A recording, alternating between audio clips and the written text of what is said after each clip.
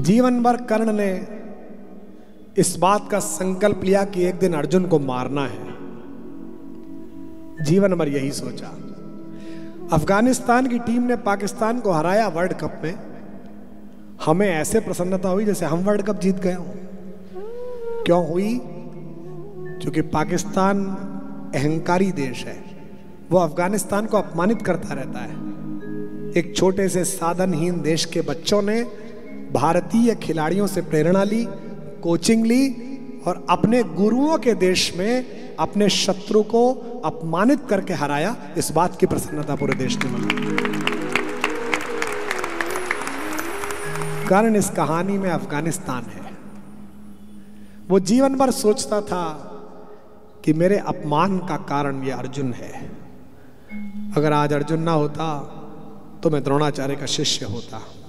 अगर आज अर्जुन ना होता तो विश्व मुझे नंबर 1 का धनुर्धर मानता। और जब माता कुंती युद्ध से पहले दिन कर्ण सेनापति बना, रात्रि में चुपचाप उसके शिविर में गई और उससे कहा, बेटा मैं तुझे बताने आई हूं कि मैं तेरी मां हूं। कर्ण तो जानता ही था, कर्ण को बता चुके थे श्री कृष्ण। तो उसने कहा कि आपने बता दिया तो ठीक है, अन्यथा मुझे पता था। तो उन्होंने कहा मैं तुझसे कुछ मांगने आई हूं। कर्ण ने कहा कि ठीक है, आप भी मांग लो। मैं तो सोचता था कि मैं दानी हूं, पूरी दुनिया मांगती है। कभी वो दिन आएगा कि मेरी माँ आएगी तो मैं मांगूंगा, पर चलो मैं इतना अभागा हूं कि माँ भी मांगने आई है तो माँ को भी दे दूंगा। मांगो, क्या मांगती हो? माँ ने कहा तू अपने भाइयों को मत मारना। कर्ण ने कहा ये वादा नहीं कर सकता, पर एक वादा करता हूं। दुनिया के लिए तुम 5 पुत्रों की मां हो। महाभारत के बाद भी, युद्ध के बाद भी तुम 5 पुत्रों की मां रहोगी। अगर 4 बेटे आपके मेरे सामने आए तो मैं उन्हें मारूंगा नहीं, पराजित करके छोड़ दूंगा। लेकिन अर्जुन आया तो उसका वध करूंगा। लेकिन वध करते ही अपने शस्त्र छोड़ दूंगा और पूरी दुनिया को कहूंगा कि कुंती मेरी मां है। तब भी आपके 5 बेटे रहेंगे, अब भी आपके 5 बेटे हैं। युद्ध ऐसे समय में आकर खड़ा हो गया जहां कर्ण और अर्जुन आमने सामने आ गए। घंटों युद्ध चला, न वो कम न ये कम। कई बार बैडमिंटन में आप देखते हैं ना, रैली कहते हैं उसे, रैली चलती है, आदमी की गर्दन दुख जाती, इधर इधर इधर उधर। और जब बाद में कहीं जाके शटल गिरती है तो पूरा स्टेडियम शोर मचाता है। वहां कवि दिनकर ने इसका वर्णन किया। जब खांडव प्रस्थ से, जंगल से अर्जुन अपनी मां को और भाइयों को लेकर आ रहे थे तो रास्ते में एक सर्पणी दिखाई दी थी, एक सांप दिखाई दिया। कुंती सबसे आगे थी। बेटे माओ को लेके और भाई बहनों को लेके प्रोटेक्टिव होते हैं थोड़े। तो अर्जुन ने आगे बढ़ के उस सर्पणी को उठाया और उसको आग में फेंक दिया ताकि किसी को काट ना पाए। जब उसने फेंका तो उसी समय सर्पणी को प्रसव हुआ आकाश में, हवा में, और एक बच्चा उस अंडे से फूट के नीचे गिरा, एक नया सांप। उस सांप का नाम था अश्वसेन। उसने जीवन में पहली बार पैदा होते ही 2 दृश्य देखे। एक दृश्य ये कि मेरी मां का शरीर आग में जा रहा है, और दूसरा दृश्य ये कि मेरे मां की पूंछ जो है एक आदमी के हाथ में थी। और उसने पता करा बाद में बड़ा होकर कि वो व्यक्ति कौन है। तो लोगों ने बताया कि वो अर्जुन था। पूरे जीवन अश्वसेन ने दुनिया भर के बड़े सांपों की सेवा करके जहर इकट्ठा किया, और उसके जीवन का एक ही उद्देश्य रहा कि बस एक बार अर्जुन को डसना है। अमिताभ जी की एक फिल्म थी दीवार। उसमें एक बिल्डिंग अमिताभ बच्चन खरीदते हैं बहुत पैसे वाले होकर, और जितने की बिल्डिंग है उससे दुगने पैसे में खरीदते हैं। तो बेचने वाला कहता है कि एक बात कहूंगा, आपने पैसा कमा लिया पर आपको व्यापार करना नहीं आया। मैं इससे आधी कीमत में दे सकता था, तो उसमें करेक्टर कहता है आपको बेचना नहीं आया, मैं इससे दुगनी में भी खरीदता, क्योंकि इस बिल्डिंग को बनाने में मेरी माँ ने ईंट ढोई है, मैं उसकी अपनी माँ का सम्मान खरीद रहा हूँ, श्रम खरीद रहा हूँ। हम सब ऐसा करते हैं। बचपन में जो हमारे पास नहीं था, हम सब चाहते हैं कि सामर्थ्य आ जाए तो हम वो चीजें खरीद लें। अश्वसेन के मन में भी यही बात थी। एक दिन अर्जुन मिले तो अर्जुन को काटूं। अब युद्ध चल रहा है महाभारत में, या तो अर्जुन बचेगा या कर्ण बचेगा। चल रहा महाभारत का रण, जल रहा धरित्री का सुहाग। युद्ध चल रहा है, कर्ण और अर्जुन लड़ रहे हैं, दोनों के रथ आमने सामने हैं, बीच में आग जली हुई है, क्योंकि अलग अलग तरीके के गोले बारूद हैं। चल रहा महाभारत का रण, जल रहा धरित्री का सुहाग। फट कुरुक्षेत्र में खेल रही नर के भीतर की कुटिल आग।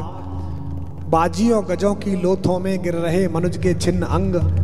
बह रहा चतुष्पद और द्विपद का रुधिर मिश्र हो एक संग। गत्वर गैरय सुधर भूधर से लिए रक्त रंजित शरीर। थे जूझ रहे कौन्तेय कर्ण क्षण क्षण करके गर्जन गंभीर। दोनों रणकुशल, धनुर्धर नर, दोनों संबल, दोनों समर्थ, दोनों पर दोनों की अमोघती विशिक वृष्टि हो रही व्यर्थ। कोई ना हार रहा है ना कोई जीत रहा है।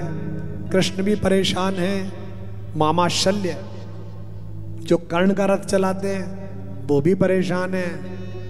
अचानक कर्ण ने अपने तरकश में तीर निकालने के लिए हाथ डाला, और जैसे ही तीर निकाला, तीर के ऊपर एक सांप लपटा हुआ आया। उसने बाहर निकलकर कहा, कहता कि कर्ण में अश्वसेन, ओ कर्ण मेरा नाम अश्वसेन है, मैं दुनिया के सबसे जहरीले सांपों से भी ज्यादा जहरीला हूं, और आज तेरा और मेरा दुश्मन एक है। तुझे लड़ने की जरूरत ही नहीं है, मैं आग को पार नहीं कर सकता, तो बस इतना कर, इसी तीर पर मुझे लपेट कर अर्जुन के रथ पर फेंक दे और फिर लड़ने लग। अर्जुन तो उससे लड़ रहा होगा, मैं पीछे से जाके उसे काटूंगा, वो मर जाएगा, मेरा भी बदला पूरा हो गया, तेरा भी बदला पूरा हो गया। ये जो बिटिया है साल्लुखे, बेटा तू इसकी जगह होती तो क्या करती कि चलो काम निपटे, एक ही मामले में दोनों काम सेट हो रहे हैं। इसका भी दुश्मन खलास, ये तो बोलते ना मराठी में खलास, और अपना भी दुश्मन खलास। नहीं, दुश्मन तो खलास हो जाता बेटा, पर दुश्मन के साथ साथ आत्मा भी खलास हो जाती। अश्वसेन ने कहा, मैं अश्वसेन विश्रुत भुजंग का स्वामी हूं, जन्म से पार्थ का शत्रु परम तेरा बहुविध हितकामी हूं। बस एक बार कर कृपा धनुष पर चढ़ शरव्य तक जाने दे, उस महाशत्रु को अभी तुरंत स्यंदन में मुझे सुलाने दे। कर वमन गरल जीवन भर का संचित प्रतिशोध उतारूंगा, तू मुझे सहारा दे बढ़कर मैं अभी पार्थ को मारूंगा। अब कर्ण के उत्तर पर झूम जाइए।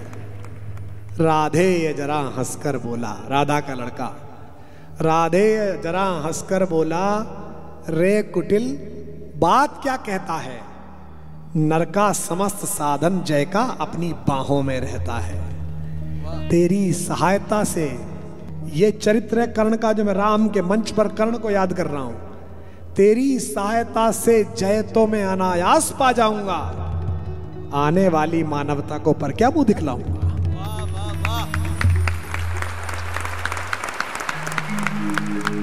तेरी सहायता से जय तो मैं अनायास पा जाऊंगा, आने वाली मानवता को पर क्या मुख दिखलाऊंगा।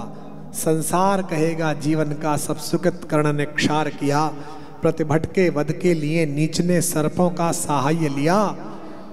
कर्ण ने कहा, अरे अश्वसेन, रे अश्वसेन, तेरे अनेक वंशज हैं छिपे नरों में भी, सीमित वन में ही नहीं बहुत बसते प्रोग्राम घरों में भी।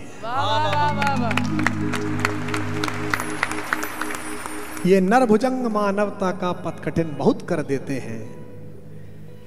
अंदर राम पालना है या रावण पालना है, ये आपके ऊपर है।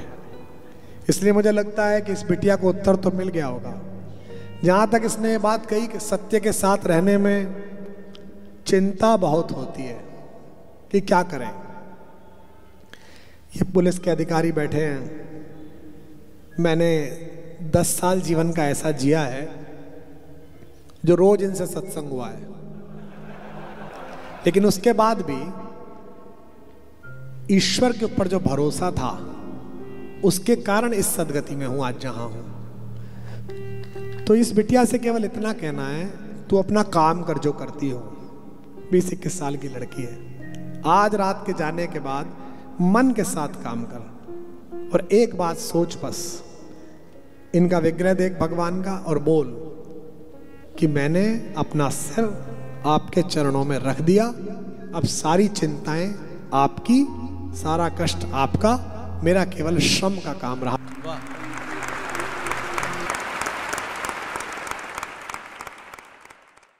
कृष्ण हैं जो प्रतिपल जगत को यह एहसास कराते हैं कि वो ईश्वर है,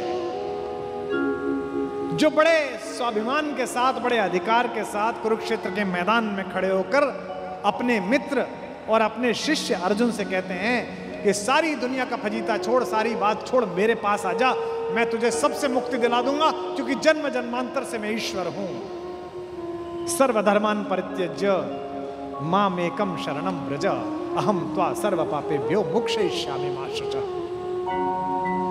जब एक बार कृष्ण बच्चे के रूप में पैदा हो गए, उसके बाद कोई बच्चा किसी और नाम से बुलाया ही नहीं गया।